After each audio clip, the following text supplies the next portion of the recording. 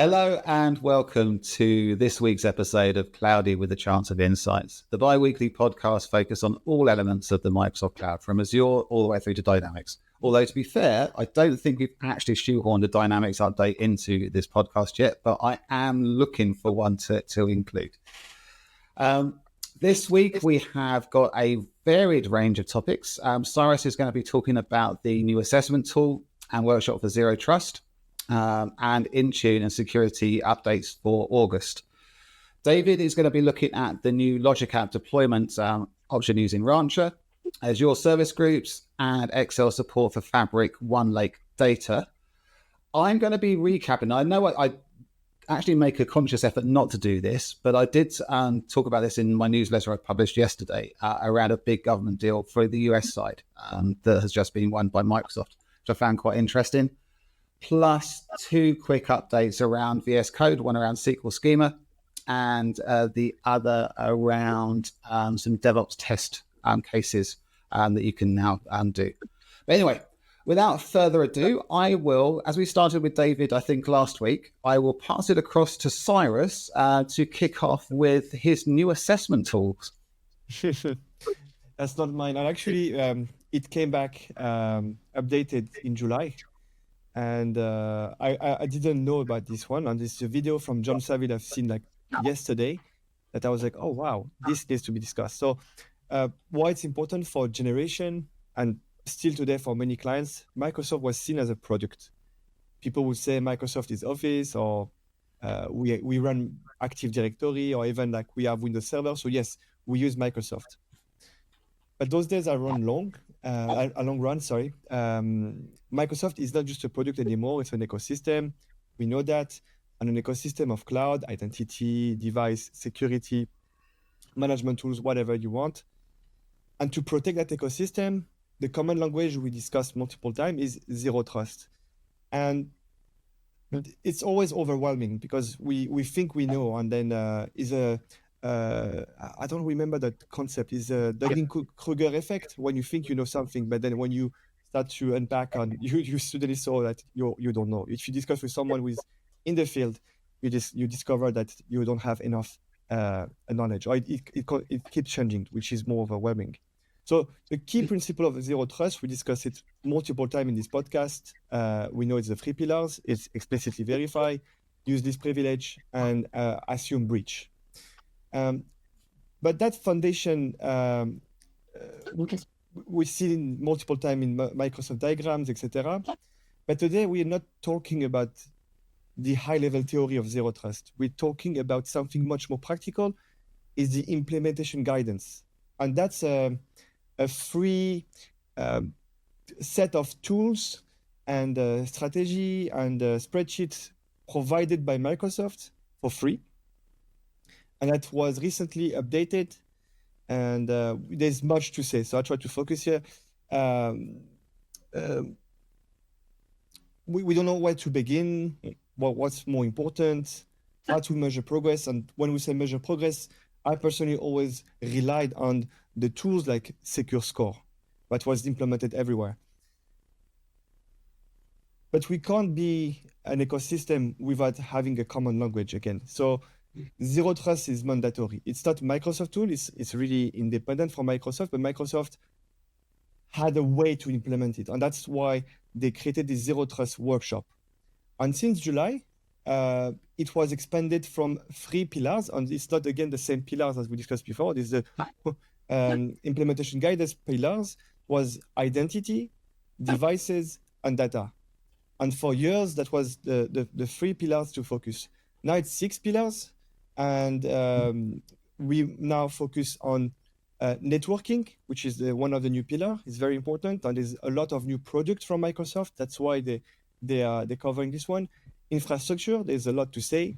And SecOps, because now Microsoft is also known as a security company. So it means it's just verifying identities and securing device and data. You have all the other pillars. The goal is to provide a holistic end-to-end roadmap for Zero Trust, helping organizations cover prevention, detection, and response. Those are also 3 pillar strategy. So there's a lot of 3, 6 pillars. So long story short, what is the implementation guidance do? You have a set of tools. For example, it's a PowerShell script you can download directly from your terminal. You can run that one, and it will give you a set of guidance, recommendation, a link to Microsoft documentation. That is if you want to do it yourself. But the implementation guidance works better with partners. And the videos they made is mainly for the partners, Microsoft partners, that will help you or any companies to implement that, to have relevant discussion, and to use the spreadsheet as a foundation to discuss with stakeholders and to bridge the gap between the different IT teams. And that's what interested me in the new guidance, is you have now really practical guide on how to start, on how to just like jump from different scenarios, on who to involve. And when I was more diving into the product, it's clear that you should not do it yourself, because of course when you have knowledge in IT, you want to jump and you want to try, but that guide is more for working together and better. And that's where I think, and I'm biased here, and probably you will smile, but I think IBM has a prime role to play here, because I've seen in IBM we have plenty of mature tools that overlap with the Microsoft one, but also can enhance. So it's exciting to see that the partners can be involved into that process completely on this. So it's completely assumed from Microsoft. There's a lot to say. If you have any ideas, or if you want to share anything, just interrupt me. But the tool was downloaded, thousands of times, and the roadmap is now very clear to start. Before I jump into the updates. I might say something a little bit controversial here that could possibly get us into trouble. So before I say that, I'm going to do the usual caveat that this podcast is not sponsored or sanctioned by IBM. All the views are our own. They're not the views of IBM or Microsoft, etc., etc. But that covers that.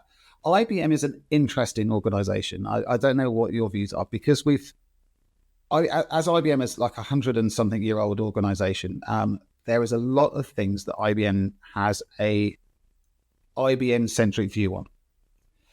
Security, zero trust being one of those areas. So we actually have a whole sort of zero trust framework on our own, which is in effect cloud agnostic, but leaning a little bit naturally towards the IBM technology elements that we've got, like IBM Verify, for the MFA pieces. What I think is actually interesting over the last probably 4 or 5 years is that we started to adapt that viewpoint and started to look at what we can take from other frameworks like Microsoft, like what Google are doing, for example, as well, around identity, and sort of have a much more holistic but also nuanced view that would be applicable for organizations that have gone down either a Microsoft route or a Google route or an AWS route or whatever it might well be. So I think we are in a unique position. It's one of the really good things I think about IBM. It's a double-edged sword. And let's be honest, it is a double-edged sword.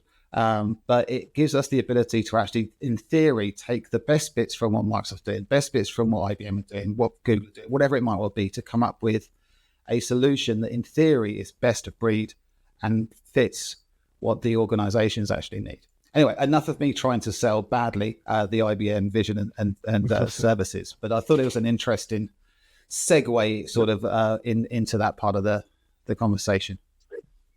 Yeah, I should have said that. Yes, we're not sponsored by IBM or Microsoft at all. It's purely us discussing the subject out of our passion for the product or the companies. And to give an example, a small digression. Sorry, I hear myself in echo, but I think it's my microphone. When I joined IBM, I remember I was like, okay, Microsoft, we have the CAF model, and we're going to work to this migration project. And IBM and AWS, any companies have their own CAF model, and I naively thought that the CAF means the same in different companies. And when I was like, okay, that's the readiness phase, and they were like, no, that's not the readiness phase. And we spent like an hour debating on what's the readiness phase, until I see that the they have the same words that means different things, which is really harder. It reminded me the first day I came to Canada and I thought I speak French, but it's not the same French. So you don't understand it yourself. Now it's changing. And for the security one, that framework, that's why I like the Zero Trust framework, because it's not a Microsoft tool. It's not a tool. It's a framework, and it's open, and it lets the partner guide the dance. So it's a success. It's a successful formula. Okay, so I don't want to talk too much. There is also some news I want to discuss, and I will stay on the surface level, but you can find them on the Microsoft website. You just Google Microsoft Intune August 25 updates, and this is the highlight that interested me, that is linked also to applying Zero Trust in the practical world. There is now a smart app control with targeted deployment. So you know the WDAC, Windows Defender Access Control. It's also an overlap with App Locker, and we don't know when to use App Locker, WDAC, and always when I was trying in my labs, I created problems. So it's always overwhelming. So now, long story short, this new targeted deployment, you can, as it says, focus on some device, some department, some group of device, instead of applying that for all the company. And this is a game changer and will help you apply for example, Zero Trust application whitelisting. So whitelisting is a concept of Zero Trust instead of the blacklisting. So you assume breach, you assume everything is bad. So you do whitelisting. And with that, now you can do a real whitelisting, not like what we had to develop. And so it was very complex. So for whoever know WDAC, you should smile now. If you don't know WDAC, I encourage you to check, and that will avoid you a lot of painful session. The other update is actually my favorite one is Windows Autopilot patching during setup. So when I started to learn Intune, and I had a lot of the marketing of Microsoft is like, no, you don't have to use imaging anymore. This is the old modem. And if you guys remember, we discussed Norton Ghost in the early time. We created a perfect image, golden image. You spread that to the device. And it still works today. I mean, that philosophy works today for a lot of companies. You image a device and you ship it. And Intune always, since 2019, said, no, this is an old concept. Now you have to install fresh from Microsoft. And here we go. So naively, when I started Intune, I always thought that when you have the UBI experience, when it says, I have some updates to do for the autopilot, I always thought that the device would be ready to go. But by experience, always when you ship a device to a customer, to a user, for a week, that user had a lot of updates, because usually the device sat somewhere in a factory or in a shop, then was device after years sometimes. So now I'm surprised that these updates came in 2025. It should have gone for me earlier. It should have came earlier. But yeah, it's never too late. Now it's activated by default. So yes, the UBI experience will take, in average, 15, 20 minutes, half an hour longer, but at least the user will not have to restart the device multiple times, which is appreciated. I already spoke a lot, so I'm going to go really fast. Here, there's a real-time visibility for Apple updates. So Apple updates on Intune, you now have what we call DDM. So it's the Apple's Declarative Device Management is the default one to use. It replaced the MDM, the traditional MDM from the management of Apple. And what it changed basically is you have near real-time progress. So from the download to the install, you can see for Intune for Apple on Intune, you can see it near real time how the device is installed. So it's almost better than the Windows device. So it went from worst to better. I don't know who is in charge of the Apple development in Intune, but yeah, kudos to them. And the last one is a tool I personally tried in private preview with Microsoft, and I'm not sure if I discussed that before, is the multi-admin approval for high-risk operation in Intune.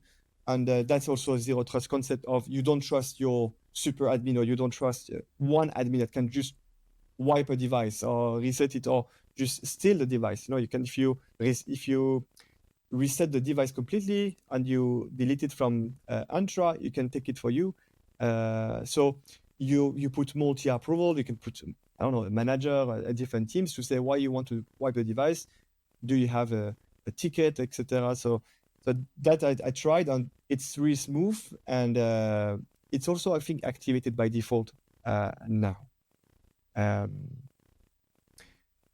Those are the updates that was handpicked by me, and I'm done. Excellent. Thank you, Cyrus. And it's good to know that they're looking at sort of user experience within some of these Intune updates as well, because that is one of the biggest pushbacks you get from users, isn't it? Oh, I have to go and do log in again, or no, I have to go and do 5 reboots because I need to update this particular application. It is a pain in terms of adoption, so it's good that they're looking into doing things that might help with that, whilst obviously looking at the security elements. I was umming about whether to pass to David or do my section next, but I'm feeling particularly lazy today, so I will pass it across to David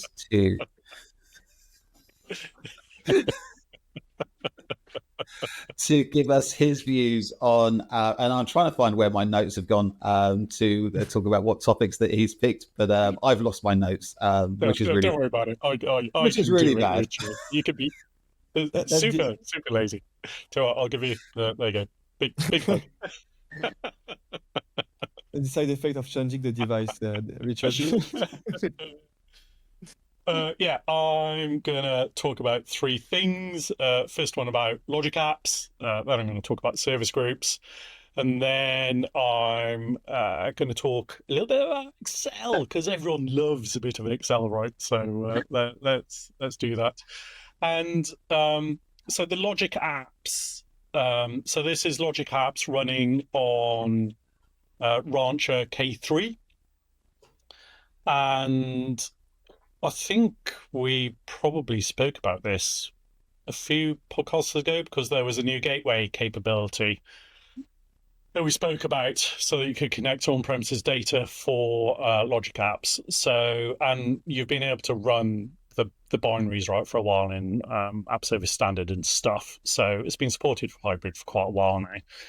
And the difference with this is that you can now deploy it into K3, which is a far, far smaller footprint of Kubernetes, right? So if you think of K8 as your big enterprise, big, gnarly Kubernetes environments, K3 is a vastly, vastly reduced footprint. I mean, to the point where potentially it could just be a Docker container on a VM, right, potentially, or a machine. So, and the beauty is that I believe it's a validated deployment pattern, right? So something that Microsoft have tested and will stand behind, so you get support for it, which is quite important. And that obviously matters because, when you're using this stuff, there's a delineation between ooh, that's interesting, to, ooh, that's actually quite useful, right? And being able to sort of tread the line between the two is super important for a lot of organizations. And the reason K3 is important, I guess, is because it's lightweight, then perfect for those sort of edge and resource constrained environments. So once you then pair that with sort of the Rancher management thing, and you've got a super practical supported way of sort of running these closer to where the work is happening. And, I was doing some work with a retail customer recently, super relevant for other customers, as we seem to be harping on about a lot at the moment in terms of the sovereignty thing, right? So being able to run it near where that data is or should be, super important. Industrial as well, obviously, potentially huge applications there. So it's worth having a gander, and especially I've not played with it yet, so I don't know. I know they run locally in this container. I don't know how much of a dependency it's going to have on things like Arc and other stuff to manage. So that's going to be an interesting thing to dig into. Or if somebody's watching and they've or listening, and they've done it already, let us know, right? Because we can only experiment with so much with the time we have. Sure. So yeah, I think super interesting thing. The next one was, we seem to mention Johns have a lot, don't we, Cyrus? It seems to, it Yeah, like crops up all over the place. True. I'll get my hurrah. There we go. That was depressing. Yeah, that's far better, Cyrus. Well done. Yeah, I won't go there. It's fine. But he did a video recently, super good job of explaining Azure Service Groups, and I thought I'd give a super quick summary here. My takeaway of that. So Azure Service Groups essentially is another, I'm going to say governance layer, but also it's a bit of a visualization layer as well. So I think it'll become more of a governance layer for sure. But right now, potentially more visualization. And I think he said it right. When you look at them, it looks like it's just another way of grouping things together, right? So you've got your Azure tenant, and in there you've got your subscriptions, and your subscription you've got all your resource groups, and in resource groups you've got your resources, right? And typically that's how we've done it. And people who have been looking after these environments have been using tags and using other things to try and sort of reflect or build those hierarchies in a way that reflects the business, right? And it all gets a bit complicated and a bit gnarly. So I think that's why these are interesting. And they're also interesting because they're a tenant level resource, which I was like, ooh, okay. So imagine your hierarchy on one side. By default, when you create your first group, your first service group, it'll actually be nested under an existing one that's attached to your tenant, right? So I thought, oh, okay, that's quite interesting. So you can't do anything without root one yet, I think, from what I could see. So then you have all these child nodes and you can stack them, right? So you can create a child node with lots of child nodes and whatever. The other super interesting thing, and John sort of chuckled at this, but naming is cloud-wide. So what does that mean? That means whatever you put in there, anyone else in that region, or potentially even, well, the cloud, right? So if you're in the US and somebody calls their service group, nobody else can use that at all. I was like, oh, we're back to why naming schemes are really worth investing time and effort into. And John did exactly that. He's got one called service group, and now nobody else can use it. Which is naughty and very funny in equal measure. And we know naming schemes can be particularly emotive subjects, right? I think it's there's almost I guess a religious fever sometimes around what naming scheme is. But you don't see so much Lord of the Rings anymore. Go on. Yeah, I don't know whether this really counts as a naming scheme, but one of the organisations I worked for in my youth, going back quite a few years, they named all their servers after planets. Mm-hmm. So we had, Mars, Mercury, Uranus, which caused no end of hilarity whenever that server fell over.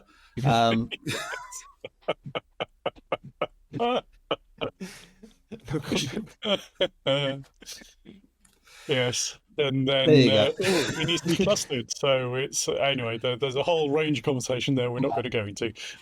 Precisely, but it did stretch people's astrological. I don't know, knowledge, because then you sort of run out of planets. Then you have to start looking at moons, and then after about 5 moons, people do have to get the dictionary out or whatever and look at. It'll be cosmology, wouldn't it? Not anyway. Never mind. Anyway, but yes. Back to service groups.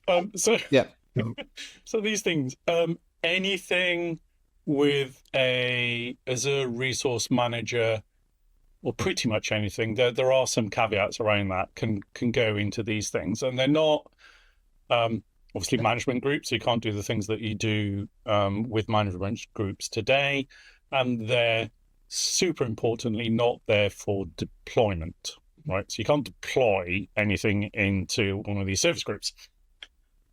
Obviously, what you can do is have sort of a one-to-many scenario. So, for example, if you've got a application that's made up of multiple subscriptions, for argument's sake, or multiple resource groups, or whatever it is, you can pick one resource out of one of those subscriptions and resource groups and drop it into the service group. You can then bring another, a server maybe, and a PaaS service and whatever, and you can actually reflect the logic that creates a service and all the dependencies. Now, it's difficult to do that today because sometimes those dependencies will span resource groups, right? And you try and do it using tagging and whatever else, but it's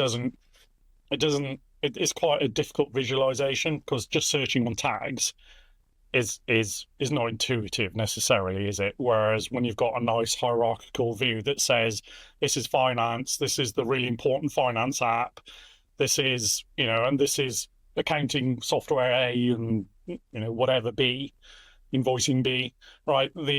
You're able to actually reflect all the components that create those business applications. So quite interesting. I think so then you can do things like properly monitor the health of a application because you know all the underlying components that support it, and you can surface it using the service groups. So it's quite interesting, and obviously those groups better reflect, I guess, how the business works. I think, as I said at the top, it's quite interesting, the language, right? Because group, it's very much like a distribution group. I'm picking up a resource and plopping it into a group, picking up a resource, plopping it into a group. So you've got this box of things. So super interesting. And I think, and John mentioned this, that there is, I think, a bunch of thought going into what they could do moving forwards. So at the moment, it's very sort of monitoring, reporting centric, right? What could that underpin moving forwards, right? Could you potentially want to apply a policy to a given application or a given business unit, and then that would just automatically flow all the way down to resources that happen to live in those subscriptions? That's probably a little way off, but I thought super interesting and well worth going to have a rummage and have a look. Yeah, absolutely. I will check that one out because I think that might be interesting from, as you said, from a governance perspective. I know it's probably not where it's aimed at long term, but I think from that area, that I think there might be some interesting applications. Yep, agree. And lastly, what was I going to talk about? Excel. Ooh, yes. So Excel, and I guess love or hate it, most businesses still use it, right? There's endless spreadsheets everywhere, and there's endless bits of data scattered everywhere that only seems to be in spreadsheets. So how can you maybe help alleviate some of that? So obviously you can connect to different data sources, and you have been able to for a while using Excel, right? Which is fine. You can now connect to Fabric OneLake catalog. So that's directly integrated into Excel's Get Data experience. So now imagine you've got your OneLake with all your enterprise data. Instead of somebody either downloading whatever bit that they need from the source, because remember the OneLake is more a indexing sort of view, isn't it? So you're actually querying the collated data. So you can now do that in Excel. So you can pull, and more importantly, ensure that it's governed data from lake houses or from whatever warehouses, whatever you've got set up in Fabric would be exposed in Excel. So I think that's, enabling people to keep in the flow of the work. It means you stop people working around things and pulling data from places maybe that they shouldn't be doing. And that in turn, I think probably moves the needle on the security aspect, right? Of stopping data from being extracted, manipulated, and then, well, what happens with it then, right? So at least you've got that single source of truth. So I thought that was quite an interesting thing to end on. No, it is. Absolutely. Another thing for me to go and have a look at, because I've got some internal data reporting task that's been assigned to me, and I'm going, I'm not sure how to do this, but perhaps that might be one way of fixing that particular issue. Sorry, Cyrus, I think I might have interrupted you. No. Just I didn't have anything to say. It was just very interesting, and especially the previous one. Just a small thing, because I've watched the John against Saville video about the resource group and the discussion, but your perspective gave me more. It was more interesting to listen to you, actually. So sorry for John. Is it, if I rephrase correctly, is it like you talk about tagging on this application, just to go back in that one quickly, is it giving the depth we lack in the cloud world? Because you said we have a group, we have a box, we put in the box, and then we simulate now this depth that we lack. So that's how I got from your both presentation. But sorry, just... We're going to talk. That's absolutely fine, Cyrus. Yeah, no, you're right. And I think it's always a struggle, the delineation between the IT and the business, right? And maybe this is the start of being able to bring some of those things together, because it's always about how easy is it to get a business person to understand what they're responsible for, right, in terms of the technology piece. You don't want to give them the Azure portal. I would never want to give them the Azure portal, but giving them a view of those groups may be more practical. You can actually, at the moment, right, it's quite safe, because least trust, anyone can create a group, I think, given the right thing. So you might, bit of control needed there. But because you're not materially yet able to impact any of their resources in there, it's quite a safe way of giving people a view of, this is what you're paying for, this is what it looks like, this is where they want, so. You said something there, David, that made me go off on a brain tangent around an article I read a week or so ago. I think it was on the BBC, so I'm going to have to dig it up and put it into the show notes. But there was an article that was talking about the convergence of IT departments or IT teams or strategy, whatever you want to call it, within organizations and HR. There's one drug company, I think it's Novartis, but again, this is just from my brain, that the HR lead has actually become the IT lead. So the chief people officer, or whatever the title is also now the CIO of that organization. And that just triggered that thought that, and again, it's not just that, or there's like 3 or 4 it pulled out in this article that was saying that they're trying to sort of converge it, because although technology is a different discipline, I think the way they're looking at it is that technology and people need to be much more connected, and both in terms of the way that the organization is run and structured, but in terms of what people actually need to get out of those. So it's becoming more about outcomes, which is more people centric, I suppose, than, I need to go and configure a SQL database to do X, Y, and Z, and I need these bits and pieces. So I'll dig that article up. I'll put it in the show notes if I can find it, because sometimes I really struggle to find articles on the BBC. So if you're listening, BBC, fix your search algorithm so I can find articles a little bit easier. So yeah, that was another tangent. Sorry for that, but it just did make me think that there is this sort of, I'm not even quite sure what to call it, trend, whatever, that seems to be indicating that. Anyway, I think it's now time for me, isn't it? So my half an hour or whatever of taking the back seat has ended. So one of the bits of feedback we've had from one of our colleagues around this particular podcast is that we seem to be very European-centric, which is fine. And David knows who this comment has come from. Cyrus won't do, but I think David knows exactly who this comment has come from. So this one is for you. So earlier on in the week, I came across a news article, which I don't know whether it was just me, but it wasn't front page news, if that makes sense. Now that could be because we're in the UK and it wasn't that big of a splash, but I didn't even really see this on LinkedIn. It came up from me just browsing. I think it was computing or something that it came up on.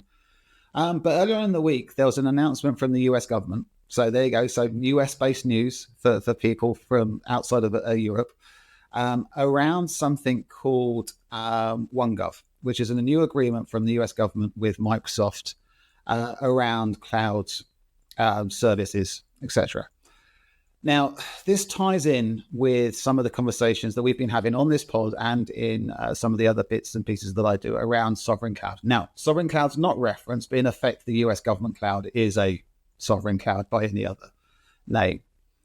But what this agreement is doing is it's not necessarily, and this is what I called the title of the article, it's not necessarily about sovereign cloud so much as about just giving away a massive amount of discounts to the US government, which is fine. I mean, you know, that is business.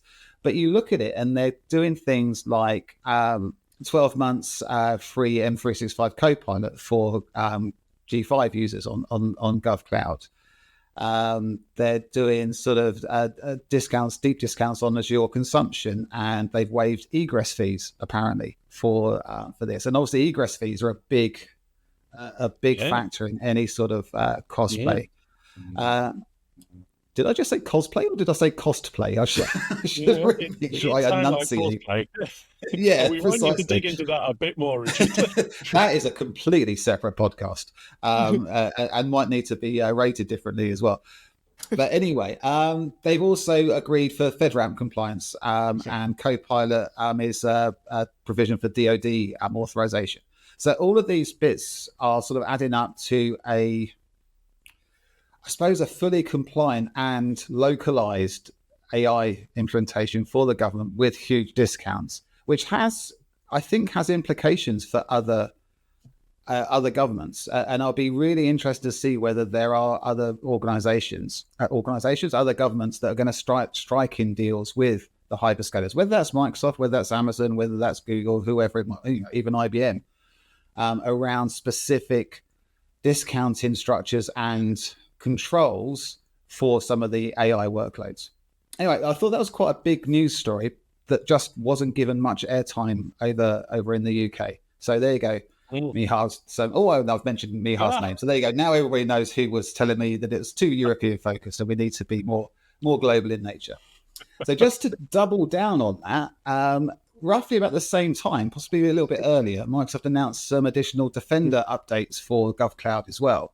So now you've got Defender for Storage, Defender for CSPM or Cloud Security Posture Management, and Defender for Server Plans 2, all around the sort of GovCloud in the US. So again, another doubling down on security within those elements.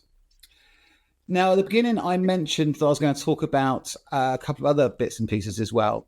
Now, one of those was something that's come up in VS Code. And actually, before we started recording, we were talking about VS Code and the fact that, in my youth, I was primarily a developer. So Visual Studio, .NET, C#, VB, etc., etc. And I've personally really struggled to get into VS Code. And that's because I haven't really been doing that type of work for the last X number of years. But there's been two interesting, one that's come up from VS Code that I thought was interesting. It tweaked my sort of SQL background as well from the developer days, is that there's now a schema designer in VS Code. For a visual schema designer and one that allows you to do comparisons between database schemas as well, which again is an interesting area. And I'm surprised it hasn't come up before, because if you're not necessarily somebody who's had a database background, database schemas can be quite complicated, especially if you're trying to compare two different schemas together. So to have something that is a little bit more visual, perhaps a little bit more intuitive for people that are not necessarily hardcore developers or DBAs or whatever you might want to call them, to help understand how relational databases are put together. That is all good news, I think, for that. Haven't had a chance to play with it yet, but I might well get So again, the new Windows laptop. So I've moved from the Mac onto Windows laptop, and thank goodness. Again, it's primarily because that's what I've been used to. But I get so much more productivity out of using a Windows device than I did out of the Mac. We'll see how that impacts the sort of video editing pieces, because that was one of the reasons why I was keen on using the Mac device. But we'll cross that bridge when we get to it. Finally, for me, and again, this goes back to my sort of past life as a developer. There's been a new update into Azure DevOps, which is an interesting topic in itself, Azure DevOps, especially with the acquisition of GitHub and where the Azure DevOps is going to go, where GitHub is going to go, how are they going to sort of merge those two products. But again, that is a separate topic. But what struck me here is that, again, there's now a new test run hub in Azure DevOps for sort of amalgamating, giving you a single view of truth, etc., around all your test plans and the status of those test plans, which was always, and again, I'm going back a few years, which was always a bit of a pain when I was a sort of a developer, in the fact that you didn't really have that. So again, be interesting to look into what that really means and how that integrates. But that is my couple of stories for this week. So is that me? Sorry. I don't know what happened there, but I suddenly lost the window. Oh no, not me then. We were for people listening. We every now and again when I come off mute, apparently everyone can hear themselves. So yeah. So that I think is it for us, or for me, unless there's anybody else that has any comments. Otherwise, I think that's all that's left for me to say now is thank you very much for listening. And please like, subscribe, follow, whatever else is that you do on the platform of choice. And we'll catch you next week.